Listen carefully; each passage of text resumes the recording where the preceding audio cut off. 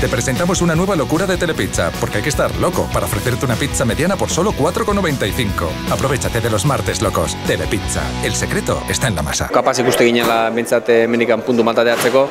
Egia horreneko minutuko ez diala oso onak izan gutzako, baina gero akaso ondo nagina momentu, pixka baloia hartu momentun gola etorria eta horren minazko indigu, ez da biharren zati guzti jani ustete, oso okasiok eta golan bila ibili gala, baina ez lortu.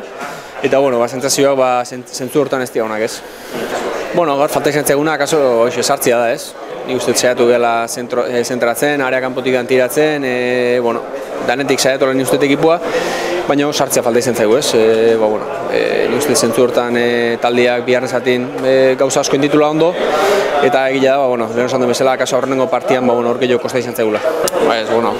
Egia esan, ez da sintoma ona, baina ez da preokupatzeko sintomare, ez. Nik uste, pasatzea olako ratxak, egia da guain, hasieran gertatuta normala dudak egotia, baina nik uste dakaun taldiakin, golak iritsiko diala, eta ez gutxi nik uste jokalari asko gol asko sartzeko, eta zentzu hortan, ez dakau preokupatu berri, baina egia da, ez sartzia, azkenian, ez irabazte amate zaitula, ez.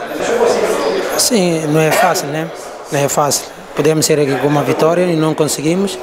E agora há que levantar a cabeça e continuar a trabalhar para poder fazer no próximo jogo, que é em casa sábado, temos que dar melhor e temos que ganhar.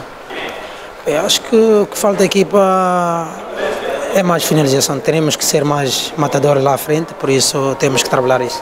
Não, eu estou com consciência tranquila, né? Claro, óbvio que eu quero fazer gol. E agora a primeira coisa tenho que pensar na equipa. Se fazermos 3 pontos, isso é muito importante, os golos vão aparecer naturalmente.